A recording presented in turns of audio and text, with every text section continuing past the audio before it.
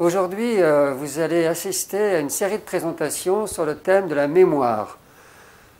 En fait, je veux attirer votre attention sur le fait que la mémoire, c'est une fonction cognitive absolument cardinale, c'est-à-dire toutes nos fonctions cognitives reposent sur des processus de mémoire. Par exemple, savoir marcher, savoir saisir un stylo, savoir écrire, connaître les règles de la grammaire française, se souvenir de ce qu'on a fait hier, se souvenir de notre enfance, de nos plats préférés, tout ça est basé sur la mémoire. Comme il y a plusieurs types de mémoire, vous découvrirez certainement qu'il y a plusieurs circuits de la mémoire dans notre cerveau. Il n'y a pas qu'une seule structure du cerveau qui contient toutes nos mémoires. Et la mémoire évolue au cours de la vie de l'individu, de l'enfance à l'adolescence, à l'étage adulte et au cours du vieillissement. Et bien sûr, avec l'âge, il peut y avoir des pathologies associées à la mémoire. Donc je pense qu'on vous parlera des problèmes éventuels de déficit de mémoire. Donc la mémoire est un vaste champ de recherche qui inclut des recherches qui doivent se développer à la fois chez l'animal et chez l'homme sain et chez l'homme souffrant de pathologies, à l'aide des outils modernes de l'imagerie cérébrale, des enregistrements d'activité cérébrale. Au cours des 50 dernières années, nous avons fait des progrès immenses sur les processus mnésiques, mais l'essentiel reste à découvrir. Et j'espère que ce soir ou aujourd'hui, vous en apprendrez un peu plus sur ce phénomène extraordinaire qu'est nos mémoires.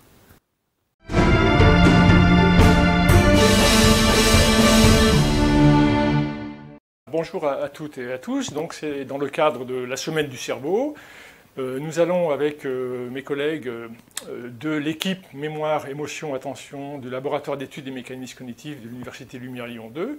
Donc mes collègues, c'est-à-dire Anna Chenet, Olivier Koenig, Gaël Planchet et moi-même, donc Rémi Versas. Nous allons essayer de vous emmener pendant environ 1 heure sur les traces de la mémoire. Donc différents points, différentes questions seront évoquées successivement. Je ne vais pas les énumérer maintenant, ça nous prendrait trop de temps, mais donc moi je vais commencer par la question qui est de savoir, bien sûr, qu'est-ce que c'est que la mémoire, et bien sûr, à quoi est-ce qu'elle sert. Alors quand on parle de mémoire, l'idée même de mémoire, ça évoque immédiatement le temps qui passe, la dimension temporelle. Et sur cette dimension temporelle, mémoire, ça évoque quand même plutôt le temps passé que le temps futur. Et donc effectivement, si on représente la mémoire sur un axe horizontal, tel que vous le voyez ici, avec le passé à gauche, le futur à droite et le présent représenté par cette flèche ici, on va effectivement pouvoir définir non pas une, mais au moins 2 sortes de mémoire qui vont se différencier. Ces 2 sortes de mémoire sont dirigées vers le passé, ce sont des mémoires rétrospectives, mais elles vont quand même se différencier selon le moment où l'événement en question se situe. Est-ce qu'il est proche ou est-ce qu'il est éloigné du temps présent? Et elles vont également se différencier, ces mémoires, selon la durée de conservation des événements dont il est question. Événements ici, c'est pris au sens large, on verra ce dont il est question tout à l'heure. Donc, on va commencer par parler de ce qu'on appelle une mémoire à court terme, qui est une mémoire qui conserve des informations pendant un temps assez court, et qui conserve des informations, des événements qui ont eu lieu au maximum il y a une trentaine de secondes, je dirais, et entre quelques millisecondes et une trentaine de secondes grand maximum. À côté de cette mémoire à court terme, donc, la mémoire sans doute peut-être la plus connue, celle à laquelle on fait référence le plus souvent, c'est la mémoire qu'on va appeler la mémoire à long terme. Alors j'ai dit là, mais j'ai mis un S sur cette diapositive parce qu'on va discuter de la question de savoir s'il y a plusieurs mémoires ou une seule mémoire à long terme. Donc cette ou ces mémoires à long terme, elles conservent donc des événements qui ont eu lieu dans un passé assez lointain, mais ça peut aller de quelques minutes jusqu'à un grand nombre d'années. Et on appelle ça mémoire à long terme parce qu'en même temps, elle semble conserver quasi indéfiniment ces événements dont il est question. Donc à côté de cette mémoire dirigée par le passé, d'une manière un petit peu paradoxale peut-être et contre-intuitive, il existe également une mémoire dirigée vers le futur, c'est-à-dire une mémoire qu'on va appeler prospective. C'est une mémoire dont on parlera assez peu quand même aujourd'hui parce qu'on n'aura pas le temps, mais c'est une mémoire extrêmement importante pour une bonne adaptation de l'individu à la vie de tous les jours. Parce que très souvent, on programme des choses à faire plus tard. Donc cette mémoire nous sert à programmer un certain nombre d'événements, un certain nombre d'activités à avoir plus tard, et bien sûr, elle nous sert à ne pas oublier de le faire, ce qui nous arrive quand même assez fréquemment. Donc ces mémoires, ces différentes formes de mémoire, sont également bien sûr associées à des fonctions et à des contenus différents. D'une manière quand même assez schématique, donc maintenant, la mémoire à court terme, à quoi est-ce qu'elle sert? Alors la mémoire à court terme, c'est un système de mémoire qui va servir en quelque sorte à faire le lien entre ce qui nous parvient de l'environnement par l'intermédiaire de nos organes des sens, la vision, l'audition, le toucher, l'olfaction, etc. Ces organes des sens qui donnent une sorte d'image, de reflet, plus ou moins précis, de l'environnement dans lequel on se trouve. Donc le lien entre cet environnement et puis des connaissances issues de la mémoire à long terme, des connaissances bien sûr en rapport avec l'environnement dans lequel on vit. La mémoire à long terme, quant à elle, bon, c'est vrai que dans notre vie de tous les jours, on a l'impression, puis ce n'est pas seulement une impression, c'est une réalité, on a accès d'une manière très très régulière à tout un ensemble de connaissances très différentes. Lorsque je regarde un objet qui est dans l'environnement, je ne sais pas, une chaise, peu importe, cet objet peut très bien évoquer, éveiller un certain nombre de souvenirs. Bon, ce n'est pas souvent le cas pour une chaise, mais si c'est une chaise chez moi, peut-être que je me souviendrai où j'étais, avec qui j'étais, dans quelles circonstances j'ai acheté cette chaise-là. Donc des souvenirs. Mais en même temps, le monde qui nous entoure, on lui associe des connaissances un peu plus générales qui sont très utiles pour classifier les objets qui nous entourent. Cette chaise, c'est une chaise. On peut accéder à la fonction de cette chaise, on peut accéder au nom de la chaise, et toutes ces connaissances, je dirais, générales, on va les appeler également universelles. Pourquoi? Parce qu'elles sont communes à un grand nombre d'individus, on va pouvoir les partager avec d'autres. Là, j'ai donné un exemple de connaissances générales concrètes, mais bien sûr, on a également des connaissances universelles, générales, beaucoup plus abstraites, je ne sais pas, le concept de liberté, par exemple. En dehors de ça, on a également besoin, pour avoir un fonctionnement adapté dans notre environnement, on a besoin d'utiliser ce qu'on appelle des savoir-faire, c'est-à-dire des manières de se comporter correctement. Imaginons que tout à l'heure, je rentre chez moi sur ma bicyclette, il va falloir que je fasse les bons gestes, je maintienne mon équilibre sur le vélo, et ça d'une manière le plus automatique possible. Donc ce sont des savoir-faire qui sont supposés nous permettre de faire cela. Enfin, bon, je vais pas, il y a tout un ensemble de connaissances, de formes de connaissances différentes, mais bien sûr, très très souvent, une autre forme de connaissance extrêmement importante dans notre vie quotidienne, ce sont des émotions. Les objets, le monde qui nous entoure, éveillent souvent un certain nombre d'émotions au niveau de notre conscience. Donc la question essentielle sur laquelle on va venir maintenant, c'est la question de savoir, est-ce que ces différentes formes de connaissances sont réellement contenues en mémoire? Est-ce qu'elles sont réellement stockées en mémoire? Alors, on peut répondre de deux manières. Si on répond oui à cette question, alors ça veut dire quoi? Ça veut dire qu'on va supposer qu'il existe différentes formes de mémoire, différents systèmes de mémoire, correspondant à chaque forme de connaissance. La mémoire des souvenirs, la mémoire des connaissances générales, la mémoire des savoir-faire. C'est un petit peu la métaphore de la bibliothèque, c'est-à-dire dans laquelle vous auriez... La mémoire, c'est une bibliothèque dans laquelle il y a le rayon des souvenirs, le rayon des émotions, le rayon des savoir-faire, etc., etc. Mais on peut très bien répondre non à cette question, et c'est le cas de plus en plus de chercheurs dans le domaine de la mémoire qui considèrent que ces connaissances, finalement, elles ne sont pas conservées en mémoire. Si elles ne sont pas conservées en mémoire, alors la question qui vient immédiatement, c'est de savoir, bien sûr, comment ces connaissances peuvent-elles parvenir à notre conscience? Ces connaissances, on va partir de l'idée qu'elles sont le résultat d'une construction. Elles se reconstruisent systématiquement dans la situation dans laquelle on se trouve, au moment où c'est nécessaire. Donc on va dire qu'elles vont émerger. Mais alors, elles émergent de quoi? Donc autre question qui nous vient à ce moment-là à l'esprit, c'est que contient réellement cette mémoire si elle ne contient pas ces connaissances que j'ai évoquées juste avant? Qu'est-ce qu'elle contient et comment se différencient ces différentes formes de connaissances au moment, dans l'instant présent, si vous voulez? Alors pour essayer de comprendre cette question-là et de répondre à cette question-là, on va revenir à une question de base, question initiale, qui est quand même, quand est-ce qu'on peut dire que quelque chose possède une mémoire? Déjà, on va dire que quelque chose possède une mémoire dès qu'il se modifie en fonction de ce qui y arrive, en fonction de ses expériences, et bien sûr qu'il en garde des traces.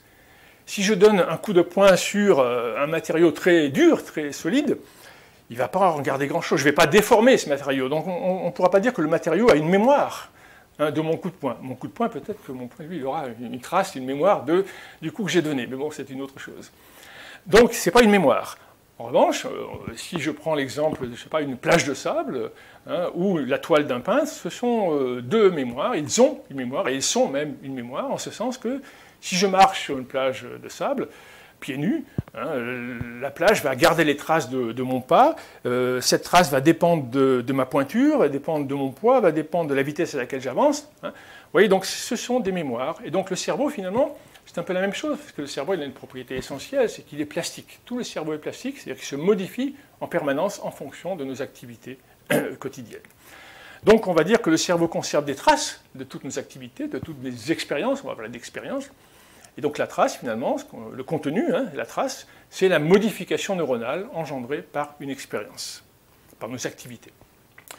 Donc pour certains, dans le domaine de la mémoire, de plus en plus de chercheurs considèrent que la mémoire contiendrait une sorte d'accumulation de traces reflétant toutes nos expériences sensorimotrices.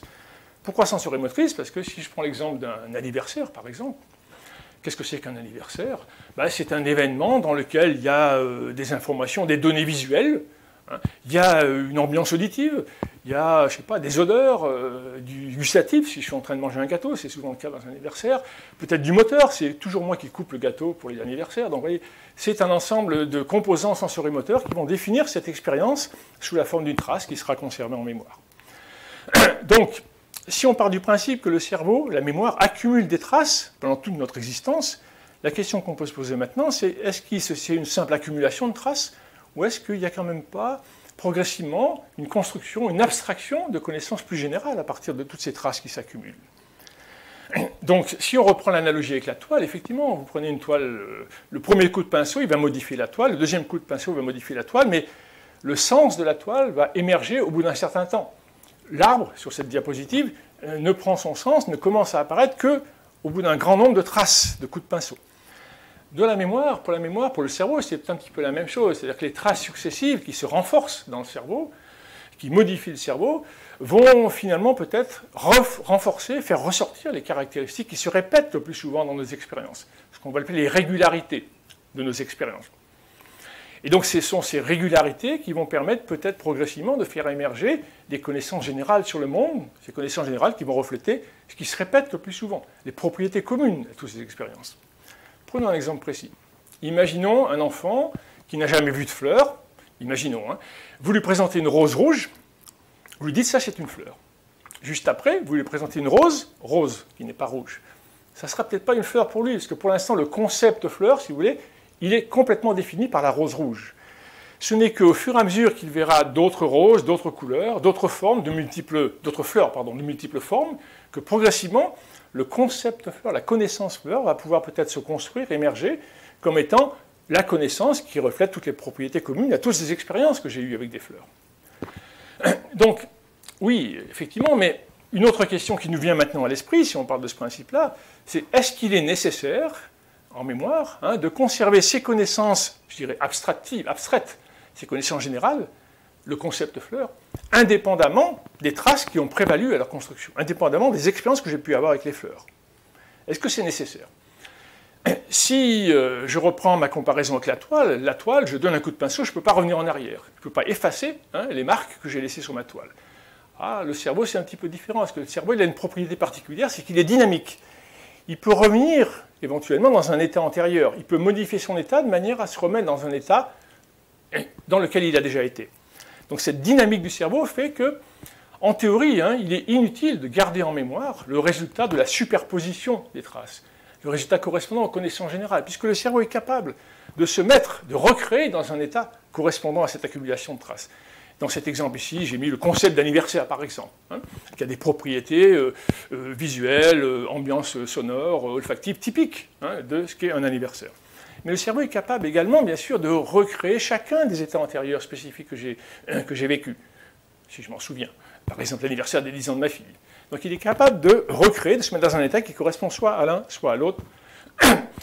Donc c'est pour ça que beaucoup considèrent que le cerveau ne conserve finalement que des traces de mes expériences spécifiques et pas forcément les connaissances qui correspondent à l'accumulation des traces. Si c'est le cas, alors finalement, comment est-ce qu'on va accéder à ces différentes formes de connaissances? Comment est-ce qu'elles vont émerger? Tout à l'heure, j'ai parlé d'émergence. Donc effectivement, si la mémoire ne contient que des traces, alors toute connaissance émerge dans l'instant présent. C'est ça qui est important. Dans l'instant présent, à partir de la réactivation, de la recréation de traces d'expériences passées. Prenons une illustration concrète. Si je vous montre cette photo, une photo qui représente un gâteau d'anniversaire, je n'aurais pas dû dire anniversaire, un gâteau, qu'est-ce que ça vous évoque? Si ce gâteau, cette photographie, vous ne l'avez jamais vu, ce gâteau-là, il est quand même très spécifique. Donc ce gâteau, il a toutes les chances d'activer un grand nombre de traces dans votre mémoire qui sont plus ou moins similaires à ce gâteau-là. Donc c'est beaucoup de traces qui vont être activées, et donc c'est plutôt une connaissance générale sur l'idée de gâteau d'anniversaire, l'idée d'anniversaire qui va émerger. En revanche, si ce gâteau, c'est exactement celui que vous avez mangé la semaine dernière pour un anniversaire précis, cette fois-ci, il y a peu de traces qui vont être activées à la vue de ce gâteau, et donc c'est plutôt un souvenir qui va émerger. Donc vous voyez, souvenir, connaissance générale, c'est plutôt la quantité de traces participant à l'émergence qui va les différencier. Donc finalement, pour terminer dans cette dernière partie en ce qui me concerne, donc, à quoi ça sert la mémoire? À quoi ça sert? Est-ce que, parce que quand on pose la question comme ça à quelqu'un qui ne travaille pas sur la mémoire, on a l'habitude de dire que la mémoire sert à récupérer le plus fidèlement possible les événements du passé. C'est ce qui nous vient à l'esprit en premier. Mais est-ce que c'est utile, finalement, ça? Ça peut être utile dans certaines circonstances, mais ce n'est pas toujours adapté à la situation présente. Donc, on va considérer plutôt maintenant que la mémoire a essentiellement une fonction adaptative. Elle nous sert à nous adapter à la situation dans laquelle on est. Et c'est à travers nos traces de nos expériences passées, à travers les nombreuses traces accumulées au cours de notre existence qui ont façonné le cerveau, que finalement la mémoire va nous permettre de donner du sens au monde qui nous entoure sous la forme de perception, sous la forme d'émotion, sous la forme de souvenirs, sous la forme de connaissances générales. Ces états mentaux sont en fait finalement, dans tous les cas, des constructions, des émergences qui dépendent des traces de nos expériences passées qui leur correspondent et également de la situation présente dans laquelle je suis. Donc ce sont ces états mentaux qui finalement colorent, donnent du sens au monde. Le monde n'a pas un sens forcément prédéterminé, figé, mais le sens du monde dépend des circonstances de la situation dans laquelle je suis, des circonstances. La chose sur laquelle j'ai peu insisté jusqu'à présent, c'est que les traces, non seulement elles conservent des propriétés, je dirais, sensorielles, visuelles, auditives, etc., de mes expériences, mais elles conservent également les actions réalisées dans ces expériences, et plus particulièrement les conséquences de mes actions passées. Et la trace conserve le fait que ces actions que j'ai réalisées, est-ce qu'elles étaient efficaces? Est-ce qu'elles étaient adaptées ou non dans mes situations passées? Ce qui fait que la mémoire va nous permettre finalement de prédire.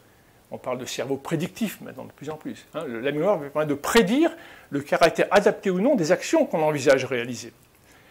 Adapté au but poursuivi, encore une fois. Donc finalement, pour terminer, je dirais que la mémoire, elle sert essentiellement, elle va permettre l'émergence d'un monde fonctionnellement adapté, ici et maintenant. Je vais passer maintenant la parole à ma collègue Gaëlle Planchet, qui va vous parler des failles de la mémoire.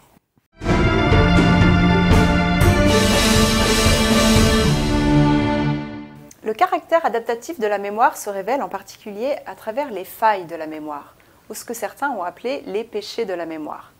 Daniel Schacter a effectivement recensé 7 péchés de la mémoire qu'il a catégorisés dans 3 grandes catégories: l'oubli, les distorsions et les recollections intrusives.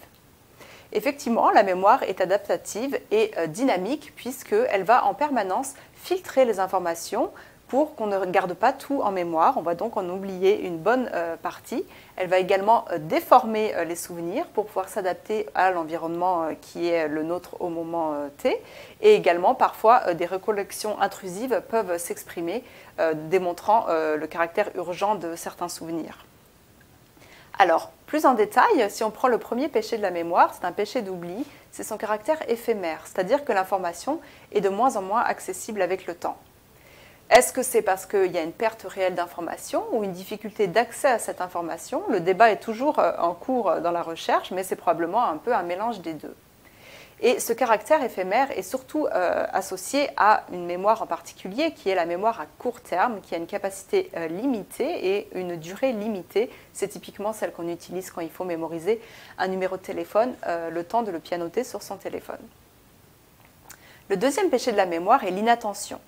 On sait tous que si on est inattentif, on ne va pas créer des souvenirs solides et on va oublier ce que nous devions faire dans le futur. Donc c'est pour cela qu'on oublie par exemple où est-ce qu'on a déposé nos clés si on n'a pas été attentif, ou encore ce qu'on était venu chercher à l'épicerie parce qu'on n'a pas prêté attention au moment où on faisait notre liste de courses. Un troisième péché d'oubli, c'est l'inaccessibilité temporaire. Ce phénomène, on le connaît tous, c'est le mot sur le bout de la langue. On essaie de se rappeler le nom de cet acteur qui jouait dans ce film, mais en réalité, on bloque, on n'y arrive pas. Pourtant, on sait très bien qu'on connaît le nom de cet acteur. Et donc, en général, cet oubli est temporaire parce qu'on a pris le mauvais chemin d'accès pour récupérer le nom de cette personne. Et il faudra plutôt s'arrêter, recommencer tranquillement d'une nouvelle façon, et là, on aura plus de chances de réussir. Le quatrième péché de la mémoire est une distorsion qu'on appelle la mauvaise source. C'est-à-dire qu'on peut tout à fait récupérer une information correcte, mais on ne va pas lui attribuer la bonne source, le bon contexte. Par exemple, je pense que j'ai entendu cette information à la radio, alors qu'en réalité, c'était mon ami qui m'avait donné cette information. Donc, je fais une erreur d'attribution de source. Mon cerveau mélange une source interne avec une source externe. Il a créé de lui-même, de toute pièce, cette association avec l'ami, alors qu'en réalité, c'était l'environnement extérieur qui m'avait fourni cette information, la radio. Alors, avant d'aller un petit peu plus loin, je vous propose un petit exercice que nous allons réaliser ensemble. Voici une petite expérience de mémoire. Vous allez voir des mots qui vont apparaître sur l'écran et vous devez les lire silencieusement et essayer de les mémoriser le mieux que vous pouvez. C'est bon, vous êtes prêts? On y va.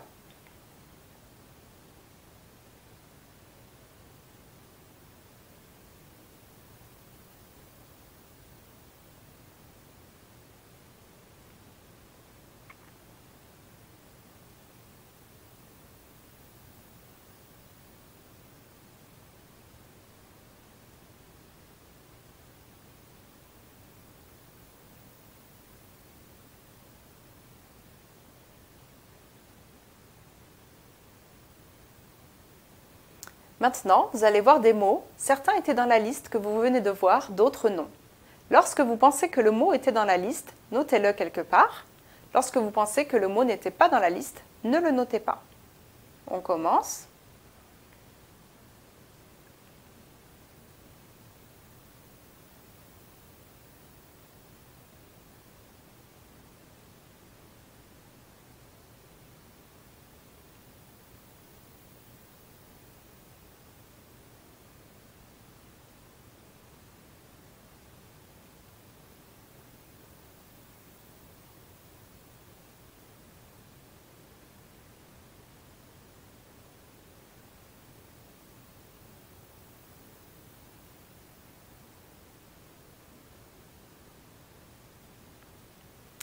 Alors, parmi les mots qui étaient présentés, il est probable que vous en ayez noté certains qui étaient effectivement présents dans la liste initiale, comme par exemple marche, montée, étage.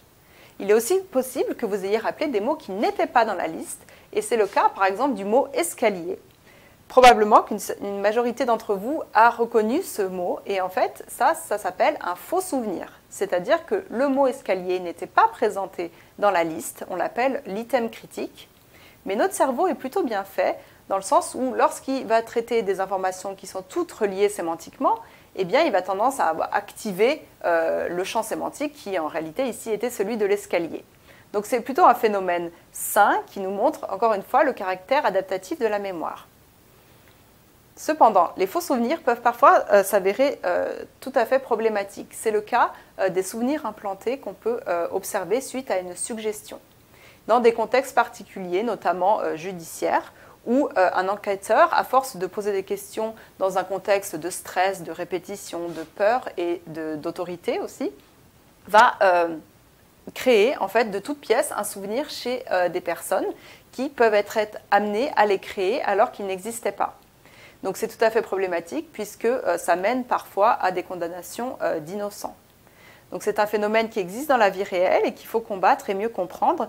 Des chercheurs américains ont essayé de voir s'il était possible effectivement de manipuler la mémoire d'un adulte, c'est-à-dire des étudiants d'un campus américain qui n'avaient aucun antécédent judiciaire, et de leur faire croire qu'ils s'étaient rendus coupables d'un délit dans leur jeunesse, comme par exemple braquer un magasin avec une arme, donc quelque chose d'absolument pas anodin, en enrobant tout ce souvenir avec des détails corrects et la complicité des parents, et à force de pression, de répétition, de délai temporel, etc., eh bien, tenez-vous bien, les résultats ont montré que 2/3 des participants ont fini par produire le faux souvenir, c'est-à-dire qu'ils étaient certains d'avoir effectivement braqué un magasin quand ils étaient adolescents. Donc ça nous montre bien la fragilité de la mémoire et l'importance de mieux comprendre ces mécanismes. Un autre péché de distorsion, c'est la consistance entre passé et attitude présente. C'est-à-dire qu'on va présenter des distorsions rétrospectives qui vont tendre à exagérer la consistance entre les attitudes, croyances et sentiments passés et présents. Par exemple, des chercheurs ont observé que après avoir interrogé à 10 ans d'écart des Américains sur leur attitude en politique en termes, par exemple, de légalisation de la marijuana, égalité homme-femme ou aide aux minorités, eh bien, on avait les réponses données en 73 et les réponses données en 82. Et on demandait aux personnes en 82 qu'elles pensaient avoir répondu en 73. Et ce qui était intéressant, c'est que les personnes pensaient avoir répondu la même chose qu'en 82, alors que ce n'était pas le cas. En 10 ans, on change, on n'a pas forcément les mêmes valeurs, mais ce qui est intéressant, c'est que nous, à l'instant présent, on préfère avoir l'idée qu'on est plutôt cohérent, consistant, pour avoir une identité comme ça assez solide. C'est quelque chose qu'on peut aussi observer dans les relations romantiques. Des chercheurs ont montré qu'effectivement, des couples avaient tendance à considérer que si ça allait plus très bien en ce moment dans leur couple, eh bien en fait, c'était déjà comme ça au début. C'est-à-dire qu'on préfère toujours cette idée de cohérence, quitte à transformer les souvenirs pour éviter les dissonances au maximum. Finalement, le dernier péché de la mémoire est très problématique pour les personnes qui l'expérimentent et il est associé au stress post-traumatique et conséquent à un événement traumatisant. Il s'agit de la recollection intrusive où des souvenirs pathologiques vont revenir en permanence chez les personnes alors qu'elles souhaiteraient les oublier. Il génère beaucoup d'angoisse chez ces personnes qui les vivent. Ce phénomène sera détaillé plus tard par un de mes collègues. En résumé, on a pu voir ici au travers des failles de la mémoire que la mémoire donc, est adaptative et qu'on peut mieux comprendre son fonctionnement grâce à ces moments où il y a des erreurs, où elle nous fait défaut. Maintenant, nous allons nous centrer sur les effets de lésions du cerveau sur la mémoire et je vais laisser la parole à mon collègue Olivier Koenig qui va vous parler des pathologies de la mémoire.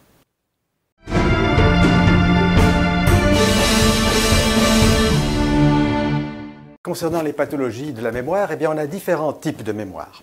Et des lésions de différentes parties du cerveau peuvent affecter un type ou un autre.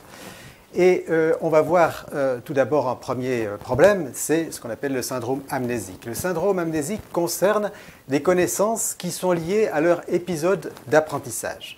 Il s'agit ici de mémoire qu'on appelle la mémoire explicite ou la mémoire déclarative. Il s'agit de connaissances que l'on peut donc produire par le langage. On peut étudier aussi ce type de mémoire en interrogeant la personne et en enregistrant ce que la personne va nous dire donner comme information par le langage.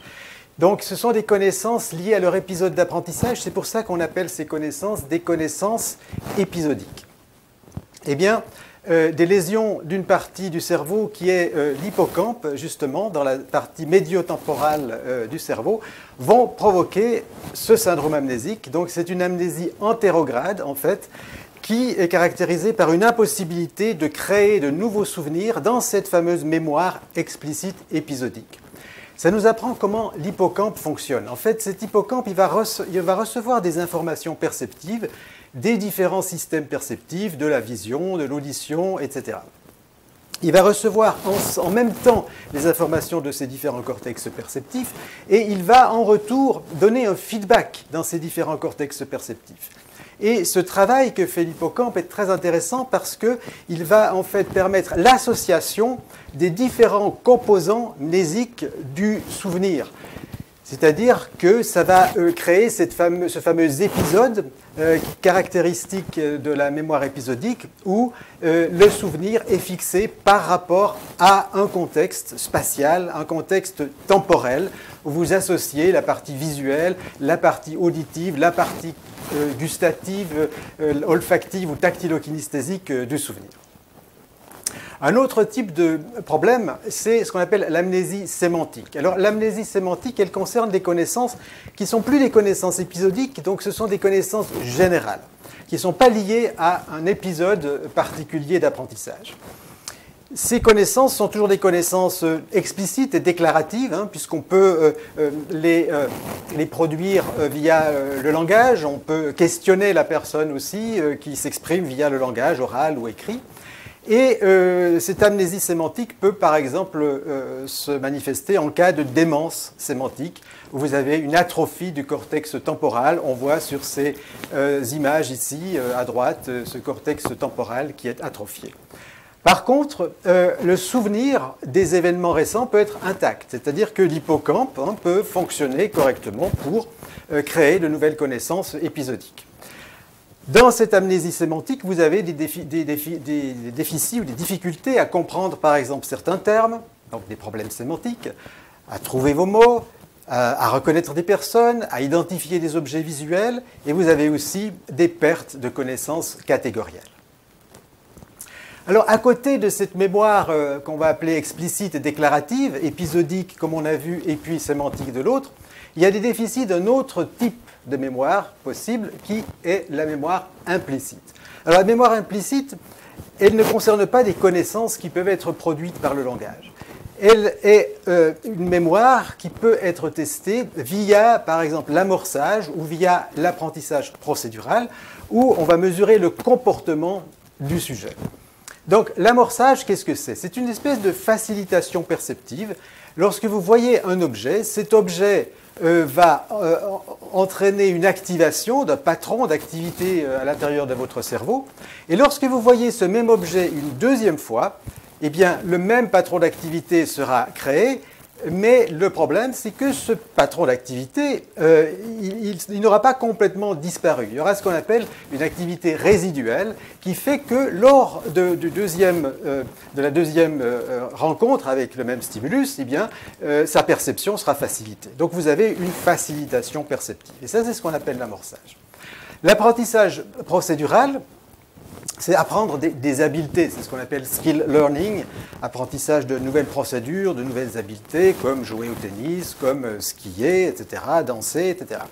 Donc il s'agit d'apprendre une habileté. En laboratoire, on va utiliser des situations un petit peu plus compliquées, comme la lecture en miroir, par exemple. Vous voyez ici ce mot qu'il s'agit de lire. Vous voyez immédiatement qu'il s'agit de laborantin, bien sûr. Vous voyez d'autres mots ici également, comme a priorisme, drosophisme, scrutation, sulfateuse. Alors, oui, vous allez me dire que c'est difficile. Ce sont des mots rares. C'est des mots très très rares, en fait, qui apparaissent très très rarement dans la langue française. Mais voilà, si c'était des mots trop simples, eh bien la tâche serait trop simple. Néanmoins, dans ce type de tâche, eh bien, il s'agit donc de lire ces mots le plus vite possible dans plusieurs blocs, et puis les mots se répètent, et on mesure le temps de lecture. Et on voit que le temps de lecture va diminuer d'un bloc à l'autre, et ceci même en l'absence de souvenir de ces mots. Donc ça, c'est ce qui s'appelle cette mémoire implicite, l'amorçage et l'apprentissage de procédure. Alors, le problème, c'est que ce type de mémoire peut aussi entraîner des déficits. On a des déficits d'amorçage ou des déficits d'apprentissage procédural selon différents types de pathologies. Par exemple, les patients Alzheimer ont un problème pour l'amorçage, mais pas pour la mémoire procédurale, alors que les patients parkinsoniens ou qui souffrent de la démence de type Huntington ont des performances d'amorçage intactes, alors qu'elles ont des performances procédurales atteintes. Vous voyez que là, en fait, on a une dissociation. C'est ce qu'on appelle en neuropsychologie une dissociation, même une double dissociation. Parce que vous avez deux types de tâches, amorçage, tâche procédurale. Chez un type de patient, c'est un type de tâche qui est perturbé et pas l'autre, et chez l'autre type de patient, c'est l'autre type de tâche qui est perturbé. Ceci est très intéressant en neuropsychologie pour la compréhension de l'organisation de la mémoire dans le système normal.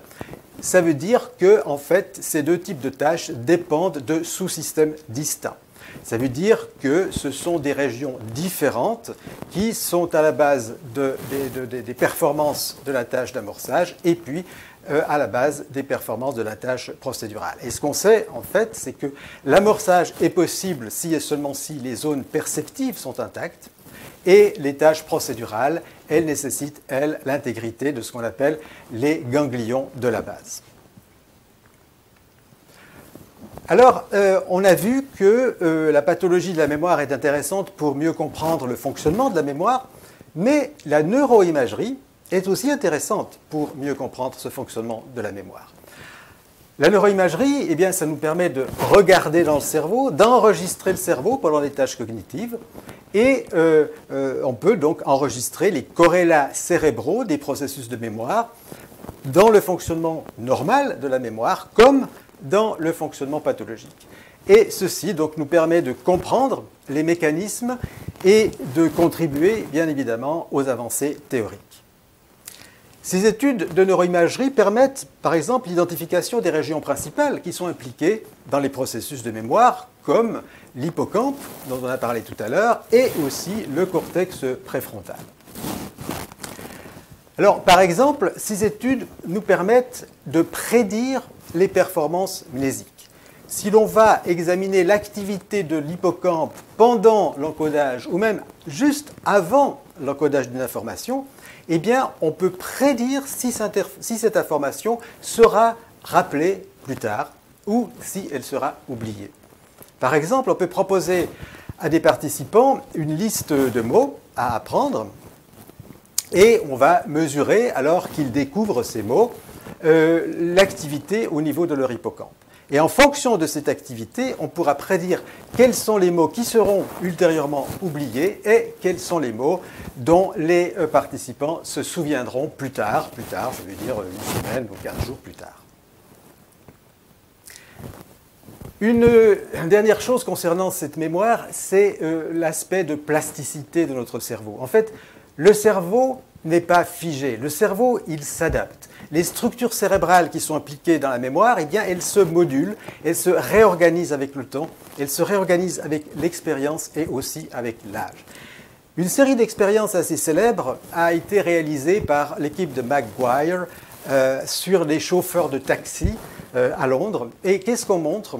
C'est qu'il y a en fait une corrélation qui apparaît entre le temps qu'on a passé à être chauffeur de taxi, donc l'expérience vécue en tant que chauffeur de taxi, et puis le volume de matière grise de l'hippocampe.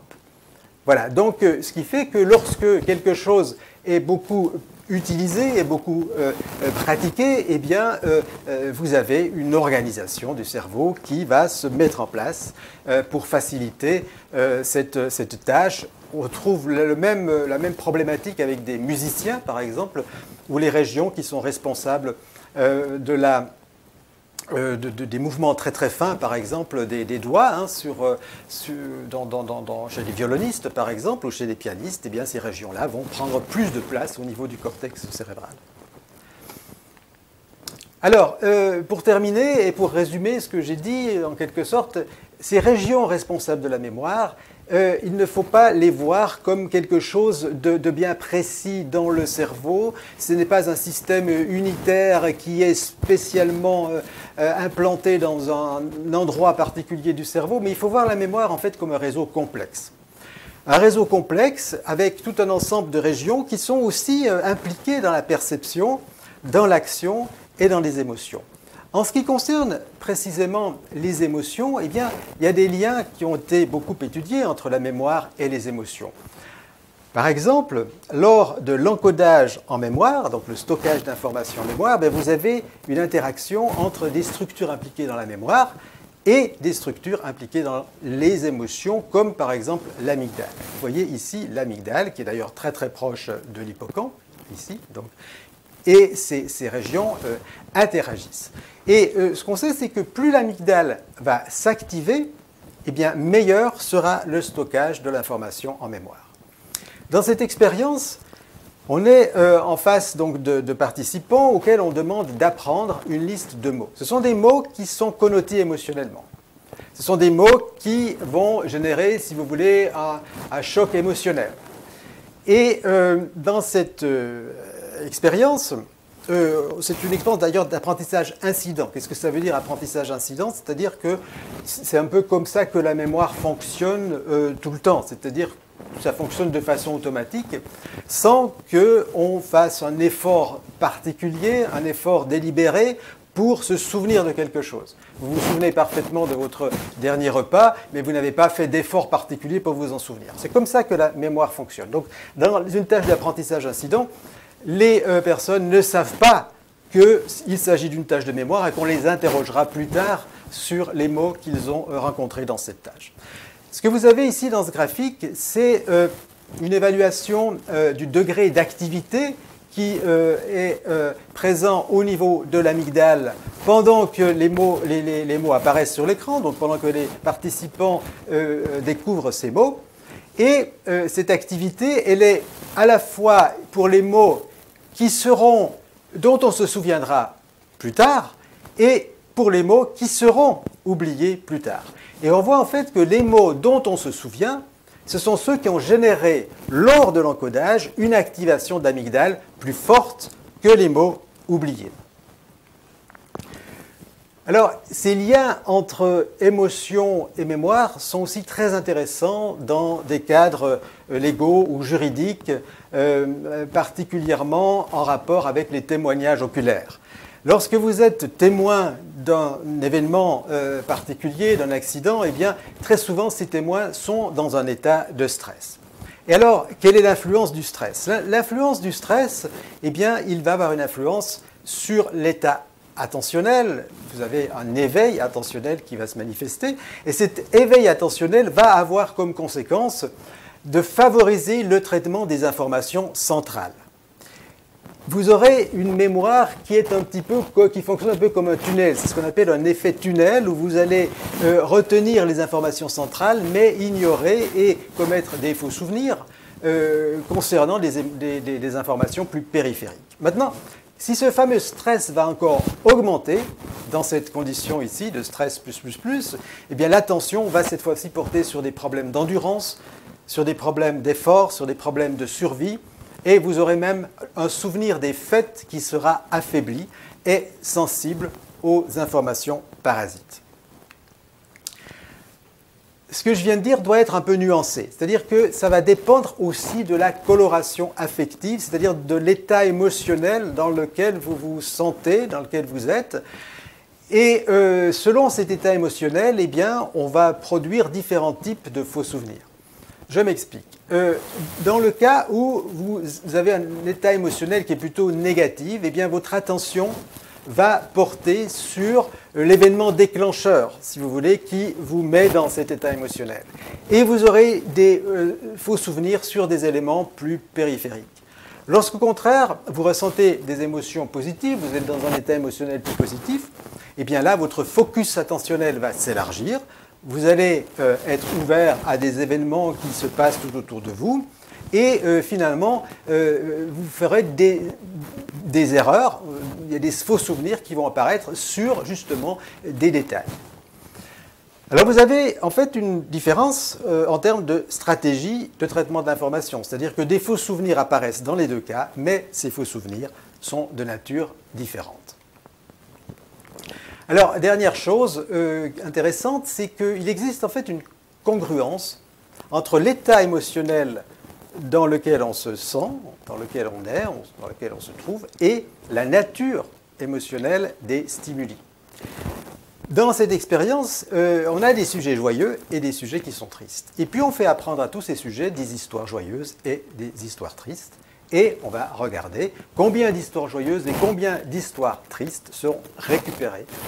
Et on voit que les sujets joyeux, en fait, ici, eh bien, ils vont se souvenir davantage d'histoires joyeuses que d'histoires tristes, alors qu'au contraire, les sujets tristes vont se souvenir davantage d'histoires tristes que d'histoires joyeuses. Donc vous avez en fait une interaction, c'est ce qu'on appelle une interaction, entre l'état émotionnel du sujet et puis le type de stimulus, la connotation émotionnelle, donc la balance émotionnelle du stimulus. Alors, il y a plus tôt dans cette présentation, on a parlé déjà de l'ESPT, donc de l'état de stress post-traumatique, et on se demandait, voilà, comment est-ce qu'on peut éventuellement oublier un souvenir traumatisant? Évidemment, on souhaiterait les oublier, parce que c'est extrêmement dur d'avoir ce souvenir qui surgit constamment et qui nous empêche de vivre normalement après un traumatisme. Donc en fait, est-ce qu'on peut oublier ce souvenir traumatisant? En réalité, on ne peut pas véritablement l'effacer, mais on peut faire en sorte que ce souvenir devienne moins traumatisant. Et ça, c'est intéressant. Donc, dans l'état de stress post-traumatique, il y a Premièrement, on a vécu quelque chose qui a laissé un souvenir, quelque chose de très traumatisant, et dans la vie de tous les jours, vous avez un élément déclencheur qui va réactiver ce souvenir. Ok. Mais l'objectif, c'est que cet élément déclencheur va activer le souvenir, mais que ce souvenir soit donc moins traumatisant. Donc on aimerait perdre l'aspect traumatisant de ce souvenir. Alors, comment est-ce que ça se passe? Eh bien, ça se passe lors de différentes séances qui se font en clinique, hein, où vous avez un médicament qui est un bêta-bloquant, le propranolol, qui est proposé aux participants ou aux patients. Et on va demander aux patients de faire le récit de leurs souvenirs traumatisants. Et on va faire ça une fois par semaine, sur plusieurs semaines, un mois, 2 mois, et petit à petit, les symptômes de ce ESPT vont disparaître. Alors, c'est fantastique, mais comment ça se passe? Et ce qui se passe en réalité, eh bien, à chaque rappel, chaque fois que vous rappelez via le récit donc l'événement traumatisant, eh bien, vous avez une reconsolidation. Quand on rappelle quelque chose, eh bien, ce quelque chose va être à nouveau activé dans notre mémoire de travail et ce quelque chose va à nouveau être reconsolidé dans notre mémoire à long terme. Mais il est reconsolidé avec d'autres informations perceptives qui sont reçues par le cerveau, dont les informations corporelles. Et si on reconsolide le souvenir, mais avec des réponses corporelles, cette fois-ci de peur, mais qui sont avec le propranolol diminuées, donc avec des réponses de peur qui deviennent de plus en plus faibles, eh bien finalement on aura le souvenir qui pourra être récupéré, mais sans cet aspect anxiogène. Donc la coloration anxiogène du souvenir diminue et on aura donc ici un souvenir traumatisant qui n'aura pas été effacé, mais qui sera beaucoup moins traumatisant. Voilà, alors on va passer maintenant à la suite avec l'évolution de la mémoire avec l'âge, et je vais donner la parole donc à Anna Chenet.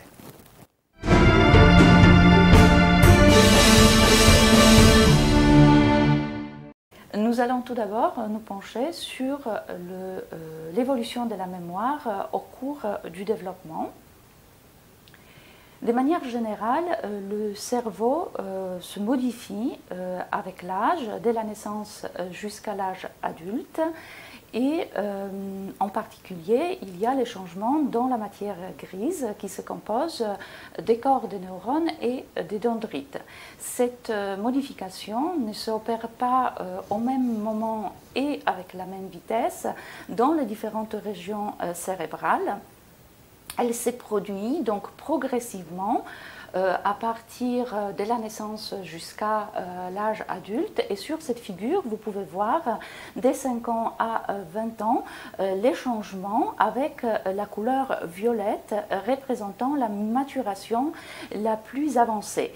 Donc cette maturation un peu différenciée entre les différentes structures cérébrales nous dit que notre cognition et la mémoire ne se développent pas forcément à la même vitesse.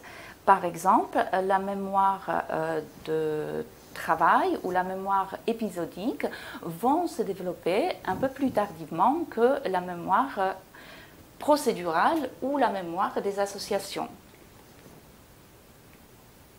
Prenons un exemple d'un événement du passé, comme être à la plage avec ses parents. Si on demande à des enfants de 4, 6 et 8 ans de raconter un tel événement qui se produit il y a 1 an, 2 ans ou 3 ans, les enfants plus âgés vont avoir beaucoup plus de rappels que les enfants plus jeunes. Mais surtout, ils vont avoir plus de rappels pour des événements qui sont les plus éloignés dans le temps. Donc ça nous montre que la mémoire épisodique commence à fonctionner de manière optimale à l'âge de 4-5 ans. Ceci n'est pas le cas en ce qui concerne la mémoire des associations ou des procédures.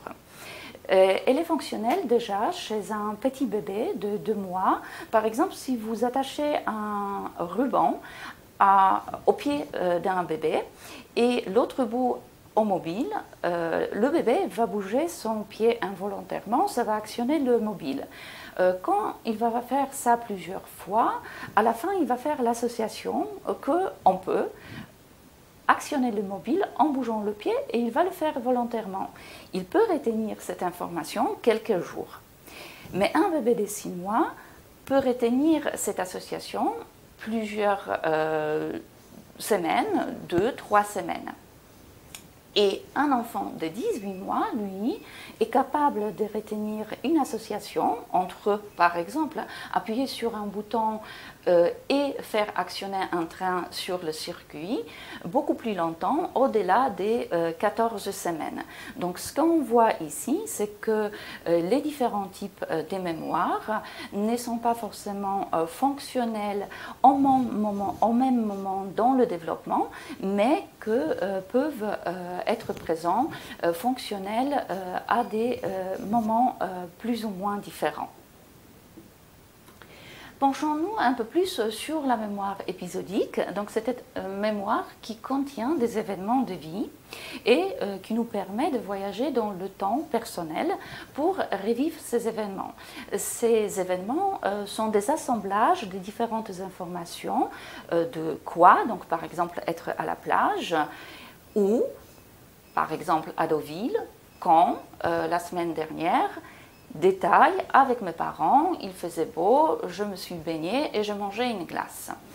Ce que les chercheurs ont pu montrer, c'est que ces assemblages d'éléments principaux et quand, où, quand et où se développent beaucoup plus rapidement au cours de l'enfance et de l'adolescence et sont déjà bien fonctionnels à l'âge de 14-16 ans.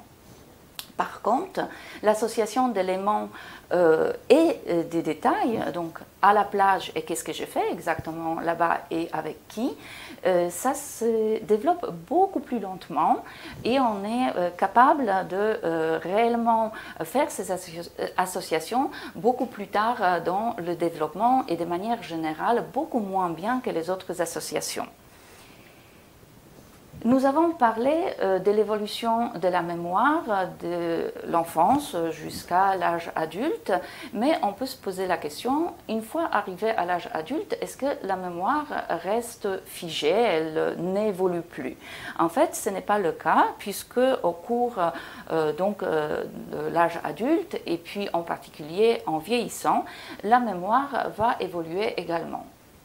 Alors, cette évolution, elle est aussi liée au changement dans le cerveau, comme chez l'enfant, et à la fois dans sa structure que dans son fonctionnement.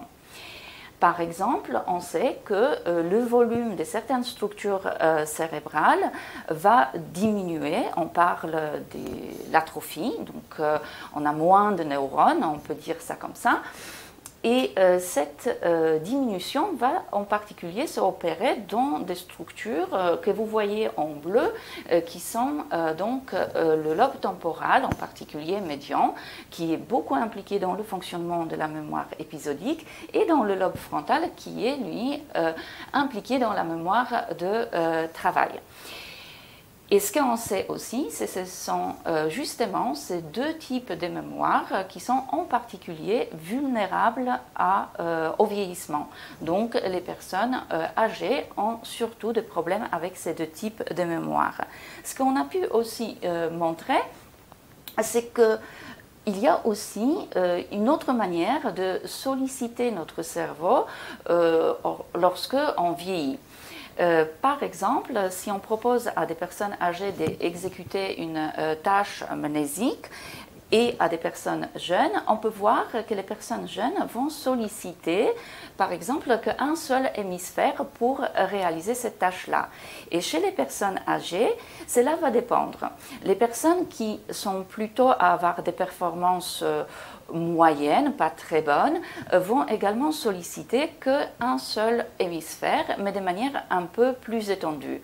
Alors que chez les personnes qui ont des bonnes performances, cette sollicitation va se distribuer sur les deux hémisphères.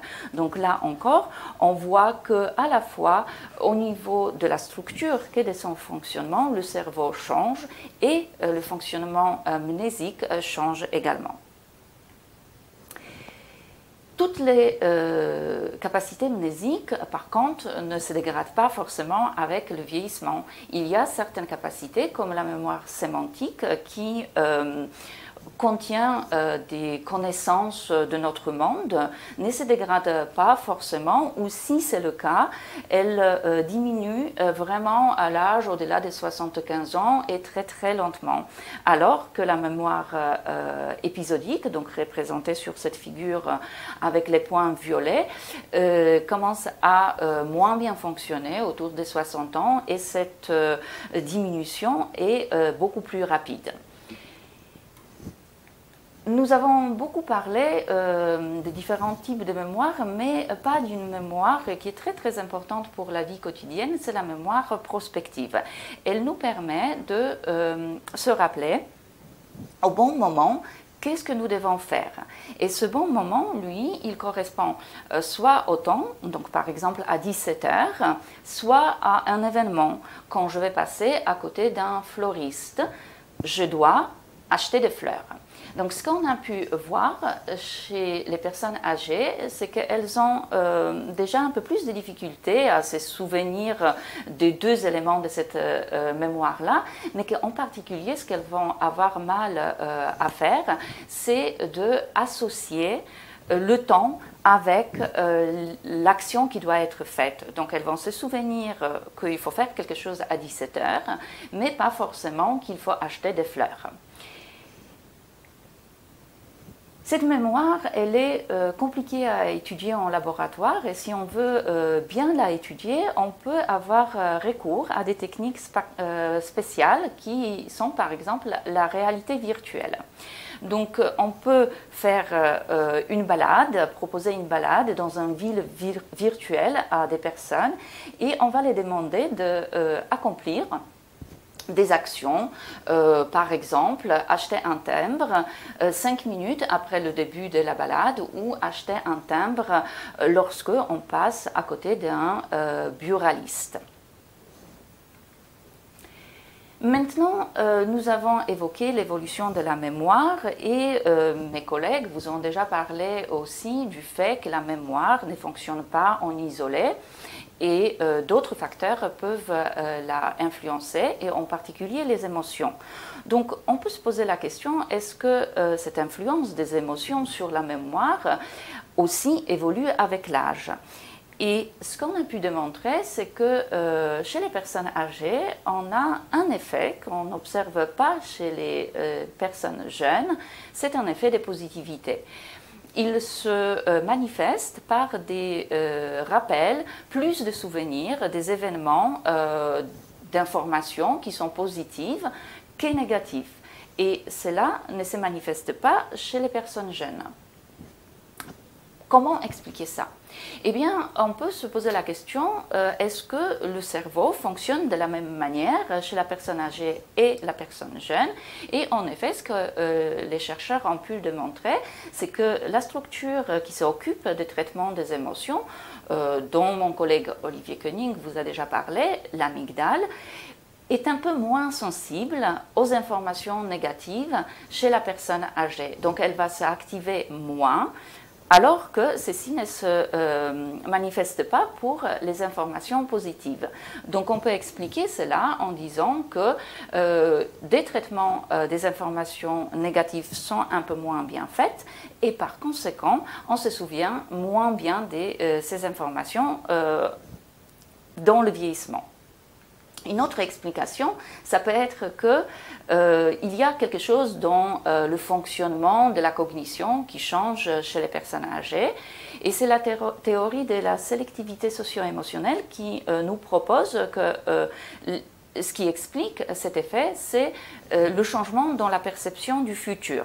Les personnes âgées vont avoir moins de temps devant elles pour réaliser ce qu'elles souhaitent réaliser, et donc elles vont changer d'objectif. L'objectif principal, ça va être de finalement faire des choses qui nous rassurent sur notre bien-être.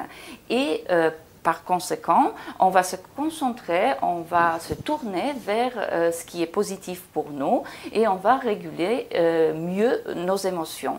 C'est pour ça que aussi, par la suite, on se souvient un peu mieux de ces événements qui sont positifs. Nous avons beaucoup parlé de l'évolution de la mémoire, des différents changements qui sont liés à l'âge, mais aussi qui sont en lien avec d'autres fonctions cognitives. Maintenant, on peut se poser la question, est-ce que finalement nous pouvons faire quelque chose pour stimuler cette mémoire, pour la faire fonctionner mieux?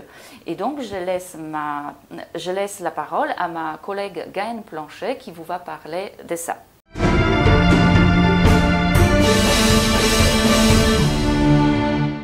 Pour finir, nous allons voir comment nous pouvons stimuler notre mémoire. Alors, petite devinette, essayez d'imaginer qu'est-ce que ça peut bien être.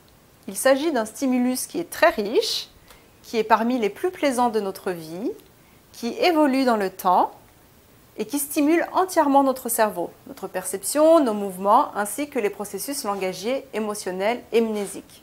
Petite idée, il s'agit de la musique bien sûr. Et la musique, du coup, interagit grandement avec la mémoire. Effectivement, dans la vie de tous les jours, on sait qu'on va chanter quelque chose pour pouvoir la mémoriser le mieux possible. C'est par exemple ce que font les enfants quand ils apprennent l'alphabet, ou ils vont apprendre plutôt une chanson. On va également pouvoir voyager dans le temps grâce à une chanson. En réécoutant une musique qu'on avait l'habitude d'écouter il y a une dizaine d'années, on est totalement transporté dans cette période de notre vie. C'est la complexité de la musique et la richesse émotionnelle en fait, qu'elle engendre qui va nous aider à mieux rappeler une information parce qu'elle va ajouter un contexte assez riche qui nous donnera plus de possibilités de récupérer ces informations-là. Et donc, de fait, la musique nous permet de stimuler la mémoire. C'est très prometteur pour des pathologies de la mémoire comme la maladie d'Alzheimer où des études montrent que par exemple une information qui va être chantée par rapport à une information qui serait tout simplement parlée va donner lieu à des meilleures performances de mémoire chez des patients atteints de la maladie d'Alzheimer. Une étude récente a mis en relation les préférences musicales qu'on pouvait avoir au cours de notre vie et la richesse des souvenirs qu'on avait au cours de notre vie. Eh bien, en utilisant la base de données Spotify, on s'aperçoit que les hommes et les femmes ont tendance à avoir des préférences musicales très marquées au moment de l'adolescence. Et ce qui est intéressant, c'est qu'on a également ce qu'on appelle le bump de reminiscence, c'est-à-dire là où les souvenirs autobiographiques sont les plus intenses, également à la même période. Et donc, ce qu'ont imaginé des chercheurs, c'est d'utiliser ces musiques qu'on écoutait à cette époque-là pour essayer de réactiver des périodes de notre vie qu'on serait en difficulté pour, par exemple, la pathologie Alzheimer. Et effectivement, des recherches montrent une meilleure mémoire autobiographique chez les patients Alzheimer après avoir écouté de la musique. Et c'est encore plus fort si la musique a été auto-sélectionnée par les personnes, c'est-à-dire qu'elles ont choisi la musique qu'elles aimaient. Et elles avaient, de façon intéressante, tendance à rappeler plus de souvenirs avec des mots positifs, donc ça les stimulait aussi au niveau émotionnel. Nous vous remercions pour votre attention.